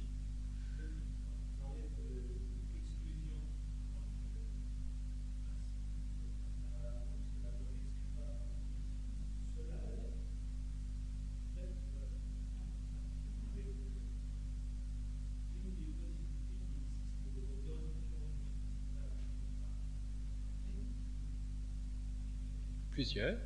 Ouais. Oui. C'est pas gentil, l'excommunication. C'est pas gentil, l'excommunication. Mais je connais pas les fondements, dans l'histoire canonique de l'excommunication. Bon, il y a le problème du scandale. Si, il y a la notion de scandale. L'excommunication est liée à la notion de scandale. C'est qu'il ne faut pas scandaliser les autres, quoi. Qui pourraient se scandaliser de voir un tueur professionnel aller aux offices tranquillement comme tout le monde. Mais en fait, en ce sens, je crois que l'exclusion est une façon de protéger du scandale les autres. Mais je pense qu'au fond, il n'y a pas de sens à l'excommunication. Je pense pas. Il n'y a pas de sens vraiment mystique à l'excommunication. Et on peut remarquer que le groupe fondateur de l'Église n'a pas pratiqué l'excommunication, alors qu'il y avait de quoi. Et l'excommunication n'a pas été prononcée. Jamais. Il y a quelqu'un qui est parti, qui s'est séparé, mais à aucun moment l'excommunication n'a été prononcée. Je pense qu'il y a là un modèle de la voie qui n'exclut pas, c'est-à-dire qui laisse jusqu'au dernier moment la chance, malgré les risques qui sont importants.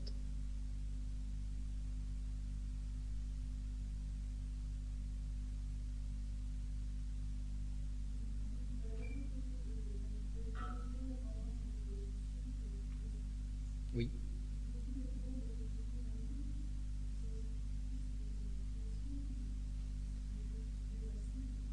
C'est ça. Je pense que le sacrifice n'est vraiment sacrifice qu'en position de force et en position de construction de l'être. C'est l'être en force et construit, solidement construit sur lui-même. Celui-là seul peut pratiquer le sacrifice dans la mesure où il n'est pas psychologiquement obligé de le pratiquer. Il peut le décider librement, ou il peut être inspiré intérieurement en allant au sacrifice.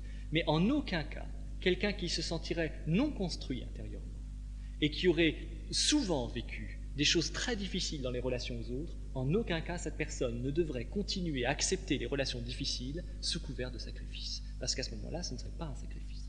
Je crois que le sacrifice, et encore une fois, c'est une notion mystique. Et si on ne prend pas le sacrifice au plan mystique, ce n'est pas un sacrifice. C'est-à-dire que quand on dit « moi je vais me sacrifier pour quelqu'un d'autre », ça n'a pas de sens. Ça n'a aucun sens.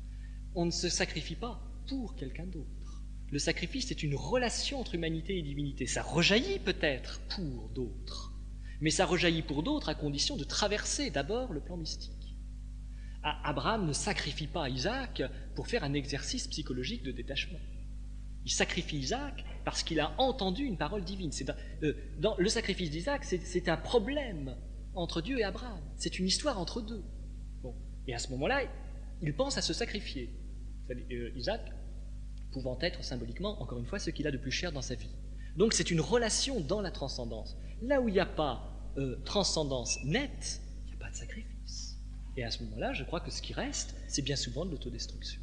Alors, ça ne veut pas dire qu'il ne faut pas faire pour d'autres, hein, ou pour l'autre, mais pas contre soi. Pas profondément contre soi. Mais c'est vrai hein, que dans certaines vies,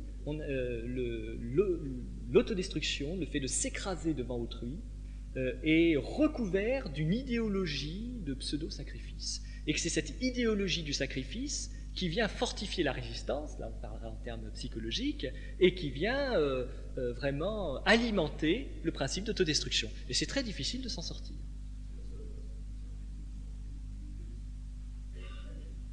Oui, c'est ça. C'est garder quand même une noble image de soi au moment où on abaisse fortement l'image de soi-même vis-à-vis d'autrui.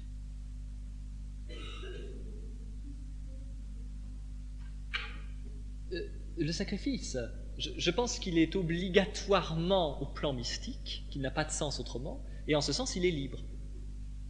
C'est un acte libre. Il ne peut être que acte libre. Je pense, je l'avais évoqué une fois lors d'une conférence, mais je crois que c'est important de remarquer ça par rapport au fameux sacrifice de la croix. Il y a un épisode important qui est avant, qui le précède.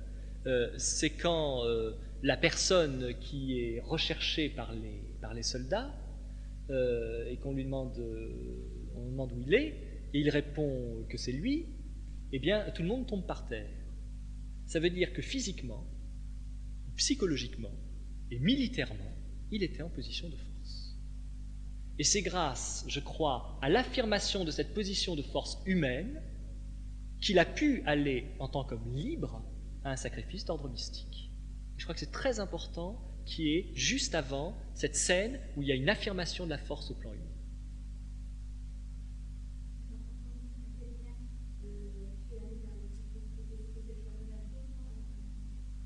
Ah ben je pense qu'il faut l'aider à surtout ne plus l'être.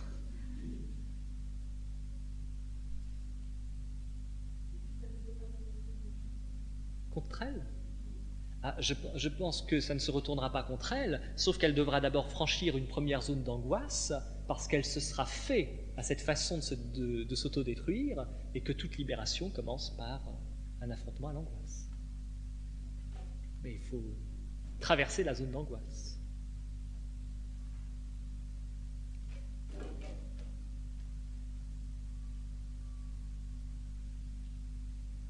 Oui, pardon.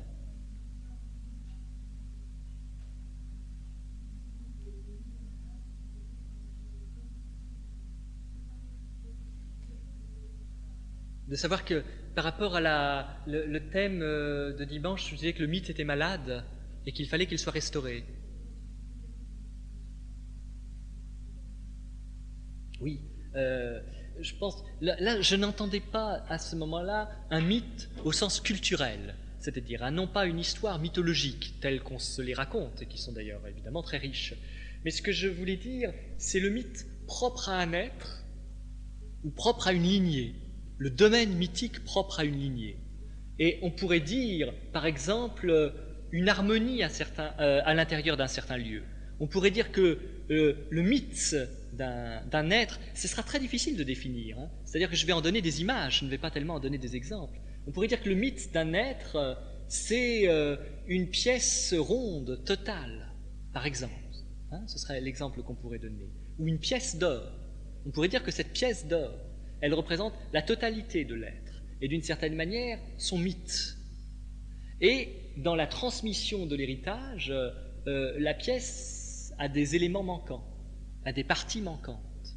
Et la restauration du mythe, ce serait de retrouver l'or qui manque, de retrouver les éléments à la fois psychiques et spirituels qui vont reconstituer la totalité du mythe. Mais je n'ai pas d'exemple précis, il faudrait à ce moment-là rentrer pratiquement dans une série de 3 ou 4 rêves pour montrer l'histoire du mythe à l'intérieur d'un être. Je n'ai pas ça tout de suite en tête, mais c'est comme ça qu'il faudrait faire parce que c'est extrêmement personnel. Oui, je pense tout à fait ça, que la stérilité ne vient pas tellement de la pratique analytique, mais de ce qu'elle s'arrête là où justement elle devrait soit continuer, soit donner le goût d'aller. C'est-à-dire que si elle ne peut pas continuer, ce qui après tout, ce qui peut se comprendre aussi, au moins qu'elle donne le goût d'aller. Mais là où elle devient stérile, c'est que quand la libération borne le domaine en disant voilà, vous êtes libre, mais maintenant vous vous arrêtez là parce que la libération au-delà, c'est du fantasme. Et à ce moment-là, le mouvement qui était libérateur dans un premier temps devient un asservissement. Et c'est tout à fait ça. Mais encore une fois, un travail analytique, même si lui n'intègre pas le plan spirituel, pourrait être beaucoup plus libérateur s'il ouvrait sur le champ spirituel tout en disant « Moi, j'aborde pas ça, mais allez-y ailleurs, voyez, cherchez. » Oui, simplement ouvrir. Ça suffirait. Ça suffirait pour que cette première libération au plan psychologique ne devienne pas un enfermement. Oui, tout à l'heure.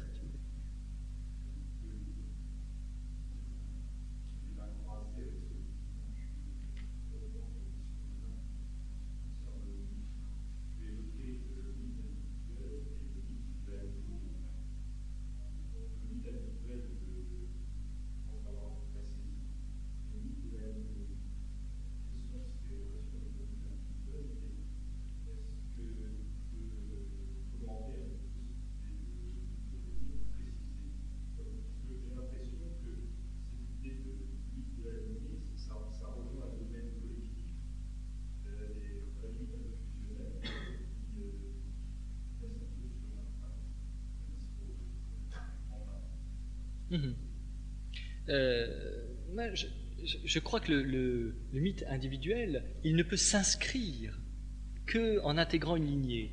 Et donc, je pense qu'il y a quelque chose de mythique qui court au travers de la lignée. On pourrait parler peut-être de mission. Il faudrait, pour comprendre, revenir au sens des générations dans les livres sacrés.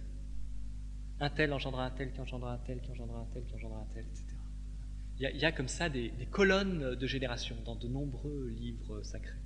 Et je crois que ça signifie qu'il y a quand même eu, au départ, une tâche, un travail, qui pour des raisons X n'a pas pu se faire au départ. À ce moment-là, on rentre dans le temps pour que le temps fasse le travail qui n'a pas pu être fait au départ. Et donc, il y a quand même une tâche qui serait impartie à chaque lignée, et il s'agirait d'accomplir la tâche de chaque lignée, ou la tâche de chaque tribu, ou la tâche de chaque pays, ou de chaque peuple. Comme s'il y avait une mission spécifique à chaque généalogie. Voilà, il faudrait plutôt parler de généalogie. Et moi, je le pense, je le crois. Mais ce qui serait effectivement dangereux, c'est penser que le mythe, ce serait simplement ce plan-là et qu'il n'y aurait pas de mythe au niveau individuel, au niveau personnel. Alors qu'à l'intérieur de cette tâche, je crois que chaque être a son mythe, qu'on imagine qu'il y ait encore une fois d'autres plans de réalité, d'autres plans de conscience. Mais il faudrait qu'il y ait des... J'ai pas d'exemple en tête qui me viennent là spontanément, mais il faudrait voir avec des exemples. Eh bien, elle continue autrement. Je crois que c'est ça. Elle continue autrement. Quelqu'un avait très justement posé la question, enfin sur ce thème dimanche. La lignée peut s'arrêter selon l'ordre de la chair et se poursuivre autrement selon l'ordre de l'esprit. Ça, je le pense vraiment. C'est d'autres filiations à ce moment-là. En ce sens, aucune lignée ne s'arrête complètement. Alors, par rapport à ça, je déclinerai la fonction. Ça ferait partie du muguet que je n'achète pas. Parce que, alors, je crois que la différence, c'est qu'il y a quand même, dans le licenciement, lorsqu'il s'agit par exemple des licenciements économiques, c'est quand même, évidemment que c'est extrêmement grave dans la vie de quelqu'un, mais à aucun moment son être profond n'a été atteint. On ne lui dit pas, c'est parce que vous êtes vous qu'on ne veut plus vous voir. On lui dit, oui, mais c'est différent, c'est très différent.